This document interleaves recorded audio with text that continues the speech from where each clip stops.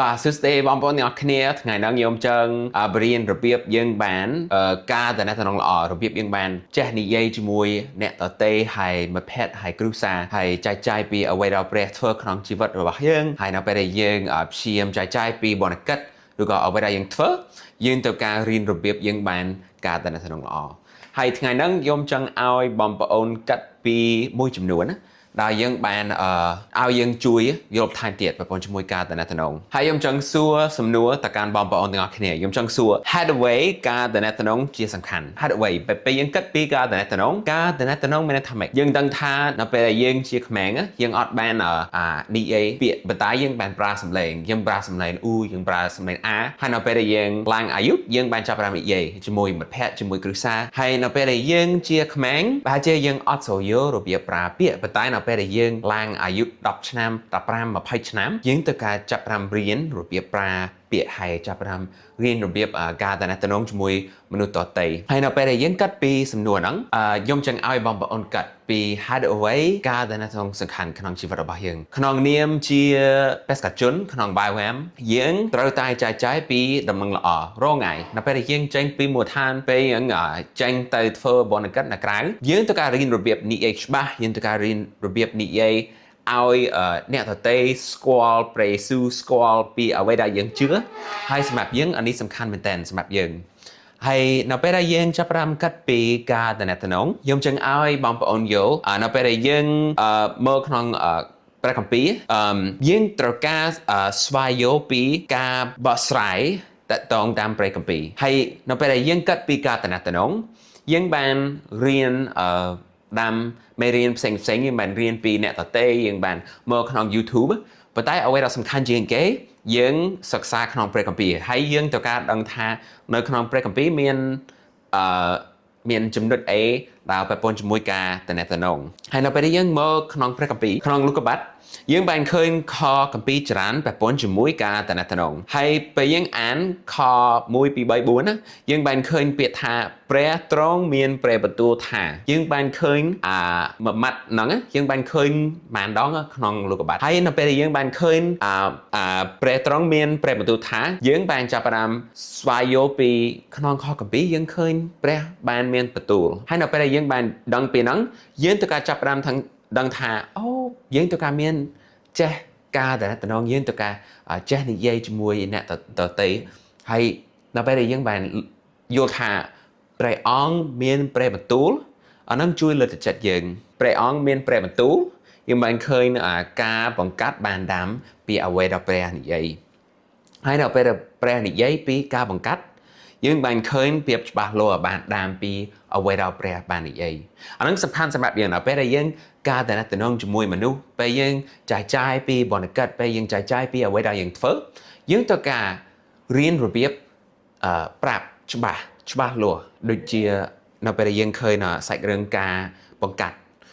យើងដឹងថានៅពេលដែលព្រះមានព្រះបន្ទូលយើងបានឃើញការបង្កាត់បានធ្វើតាមព្រះហើយក្នុងពេលវេលាហ្នឹងយើងបានឃើញភាពច្បាស់លាស់មែនតើច្បាស់មែនតើហើយយើងបានឃើញនៅព្រះគម្ពីរកន្លែងផ្សេងយើងបានឃើញថាព្រះទ្រង់ស្ដាប់យើងបានឃើញព្រះស្ដាប់យើងព្រះស្ដាប់អធិដ្ឋានរបស់យើងហើយនៅព្រះស្ដាប់យើងបានឃើញថាព្រះបានឆ្លើយតបអាហ្នឹងមិនមែនថាព្រះអង្គបានលើពីអ្វីដែលយើងនិយាយព្រះអង្គបានលើការអធិដ្ឋានរបស់យើងហើយនៅពេលដែលព្រះលើព្រះអង្គបានឆ្លើយតបពីអ្វីដែលយើងសួរហើយនៅពេលដែលយើងយល់ថាពេលព្រះអង្គបានឆ្លើយតបយើងបានឃើញស្ថានភាពបានផ្លាស់ប្ដូរស្ថានភាពរបស់យើងបានចាប់ផ្ដើមផ្លាស់ប្ដូរប៉ុន្តែយើងត្រូវការបដោតលើពាក្យថាព្រះទ្រង់ស្ដាប់ហើយបើយើងមើលក្នុងសញ្ញាថ្មីឬក៏យើងមើលជីវិតរបស់យើងបានឃើញមានព្រះវិញ្ញាណបរិសុទ្ធពេលព្រះយេស៊ូវទៅស្ថានសួគ៌វិញយើងបានឃើញ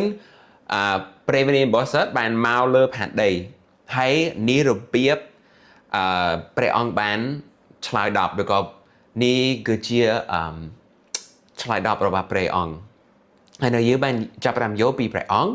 យើងបានកាត់ពីរបៀបយើងការតំណងជាមួយមនុស្សជំនាញយើងឬក៏របៀបយើងប្រើពាក្យបាទហើយយើងបានដឹងថា កន្លែងហ្នឹងសំខាន់មែនទែនរបៀបយើងនិយាយជាមួយមនុស្សជំនាញយើងថ្ងៃហ្នឹងខ្ញុំចង់ចាយមួយចំនួនណាចំណុចមួយចំនួនតែពនជាមួយរបៀបយើងបានមានការតំណែងល្អប្រសើរហើយចំណុចហ្នឹងខ្ញុំបានយកពីម្នាក់នៅអាមេរិកប៉ុន្តែខ្ញុំគិតចំណុចនេះសំខាន់សម្រាប់យើងជាពិសេសក្នុងនាមបេសកជនខ្ញុំហើយយើងត្រូវការរៀនរបៀបនិយាយហើយចំណុចទី1យើងត្រូវតែរៀនរបៀបសួរសំណួរបើកភាសាអង់គ្លេសយើងហៅ ask open ended questions អាហ្នឹងមានន័យថាសំណួរ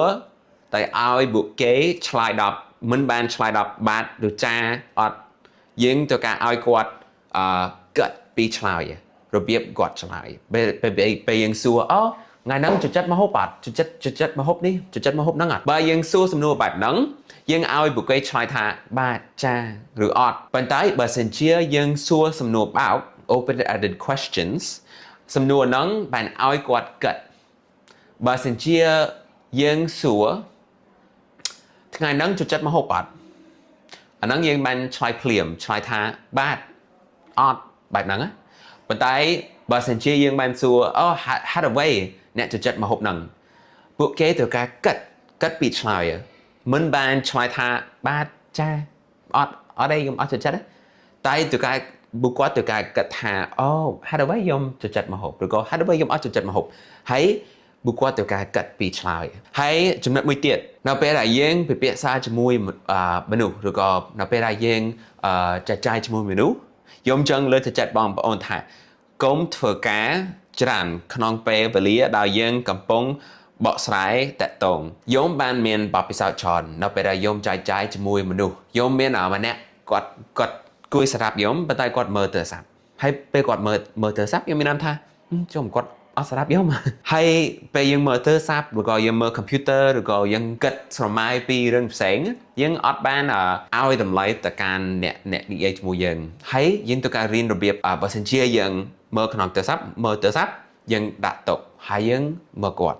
ប៉ុន្តែបើសិនជាឧទាហរណ៍យើងត្រូវការឆាតមួយមិត្តភ័ក្តិហើយយើងមានអីដល់សំខាន់ណាយើងត្រូវការប្រាប់អ្នកនិយាយមួយយើងថាសូមចាំមួយភ្លេចខ្ញុំផ្ញើ message ហើយពេលខ្ញុំផ្ញើហើយខ្ញុំបានផ្ដោតយើងត្រូវការធ្វើបែបហ្នឹងតែបើសិនជាយើងព្យាយាមមើលទូរស័ព្ទមើល computer មើលអីគេផ្សេងទៀតខ្ញុំគិតយើងអត់បានឲ្យតម្លៃទៅកាន់អ្នកនិយាយជាមួយយើងចំណុចមួយទៀតកុំនិយាយកាត់នៅពេលដែលខ្ញុំបានជជែកឬក៏និយាយជាមួយមនុស្សហើយខ្ញុំព្យាយាមចែកចាយពីកំណត់ឬក៏ចែកចាយពីអ្វីដែលខ្ញុំនិយាយប៉ុន្តែអ្នកនឹងព្យាយាម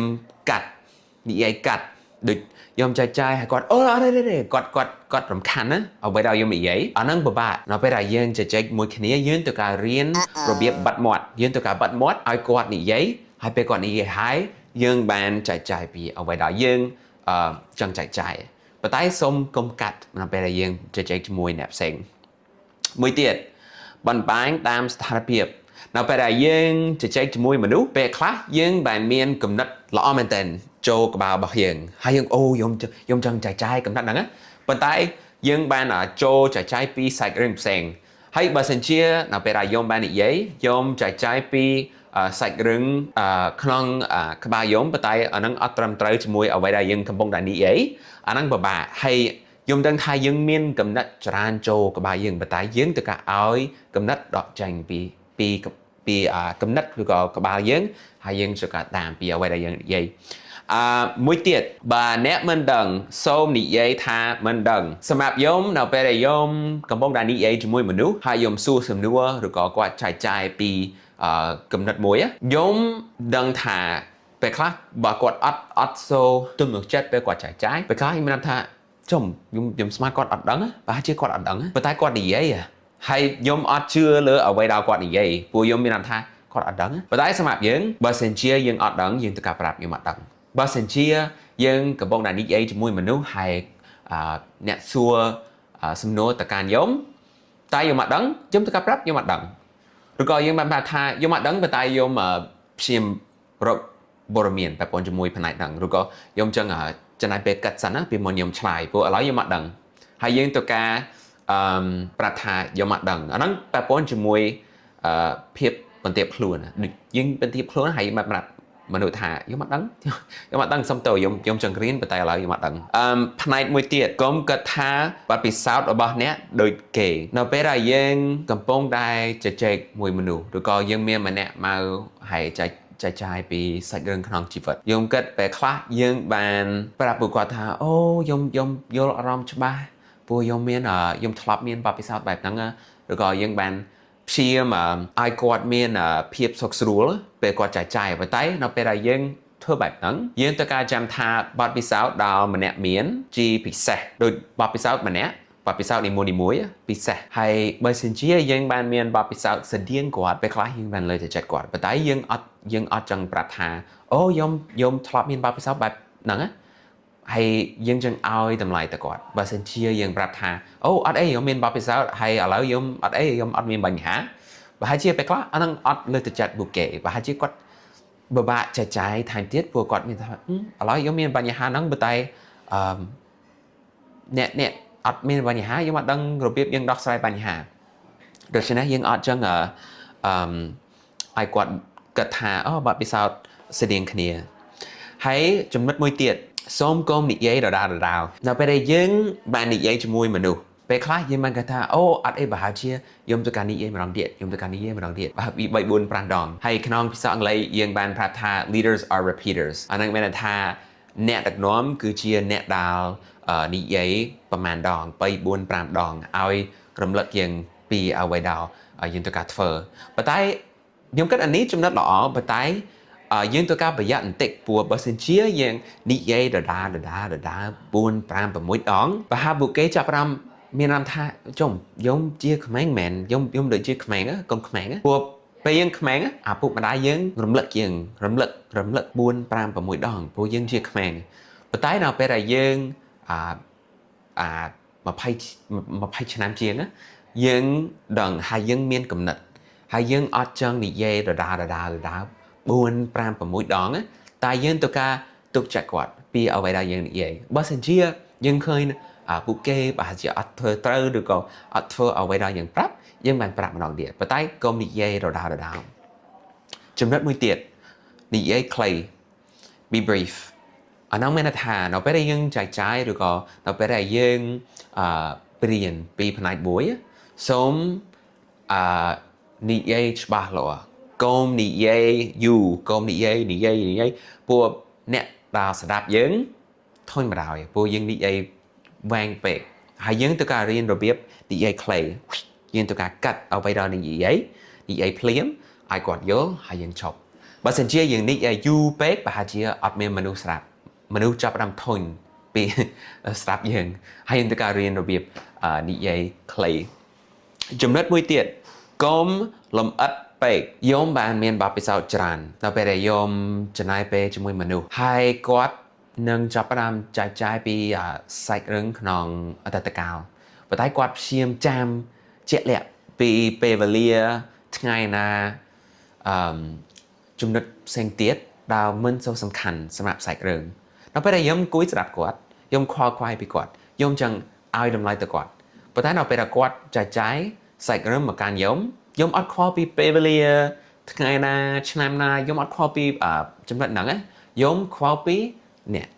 ហើយខ្ញុំចង់លើពីសាច់រឿងហើយនៅពេលដែលយើងនិយាយ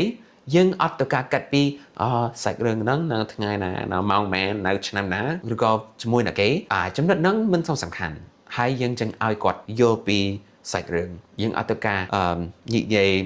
ច្រើនពេកហើយចំណុចចុងក្រោយការស្ដាប់នេះចំណុចសំខាន់មែនតើសំខាន់ជាងគេខ្ញុំគិតថាដល់ពេលវេលាហ្នឹងមនុស្សក្នុងផែនដីអត់ធ្វើល្អជាពិសេសយើងមានទូរស័ព្ទហើយយើងចូលចិត្តមើលទូរស័ព្ទដល់ពេលយើងមើលទូរស័ព្ទយើងបានស្ដាប់ពីអ្វីដែលយើងមើលឬក៏អត់អីពេលខ្លះយើងមើល Instagram យើងមើល Facebook ហើយយើងអត់សូវស្ដាប់ប៉ុន្តែយើង scroll មើលហើយយើងអត់សូវស្ដាប់ប៉ុន្តែដល់ពេលដែលយើងនិយាយអ្វីដែលខ្ញុំចាប់ផ្ដើមកំពុងឃើញតែប៉ុនជាមួយមនុស្សជំវិញខ្ញុំអត់សូវចេះស្ដាប់ហើយភាសាអង់គ្លេសយើងប្រាប់ថា we listen to answer we don't listen to understand នៅពេលដែលយើងគួយស្ដាប់អ្នកនិយាយជាមួយយើងត្រូវការស្ដាប់ហើយយើងត្រូវការបញ្យល់ពីអ្វីដែលគាត់និយាយយើងអត់សូវត្រូវការកាត់ពីរបៀបយើងឆ្លើយប៉ុន្តែយើងត្រូវការស្ដាប់ ហើយយើងចង់បញ្យល់ពីអ្វីដែលគាត់និយាយជាមួយយើងបាទខ្ញុំសង្ឃឹមថាបងប្អូនបានយល់ពីចំណុច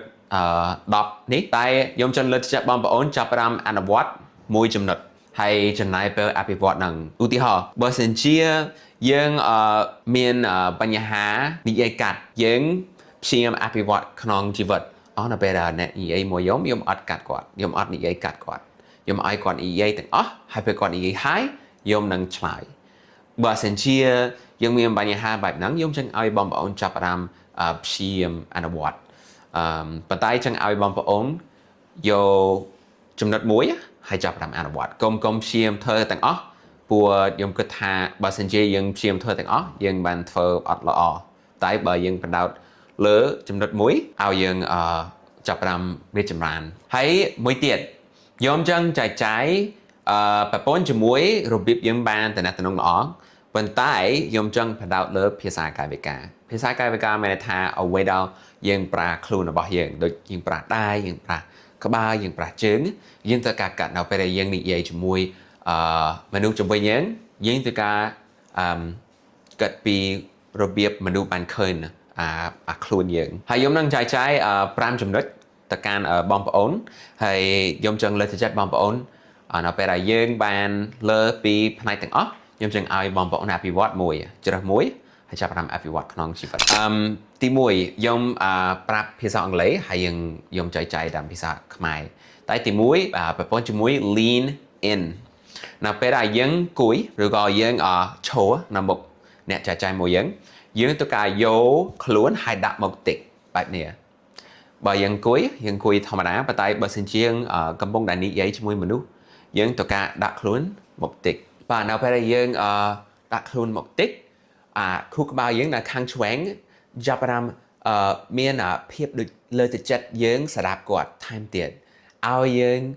បញ្យល់ថែមទៀតពីគាត់បើយើងគួយធម្មតាបែបនេះយើងអត់សូវបណ្ដោតលើអ្វីដែលគាត់និយាយប៉ុន្តែបើសិនជាយើងបានដាក់មកតិចយើងបានយល់ថែមទៀតពីអ្វីដែលគាត់និយាយហើយនៅពេលដែលគាត់ឃើញខ្ញុំធ្វើបែបហ្នឹងគាត់មានអារម្មណ៍ថាអូគាត់ស្ដាប់ហើយ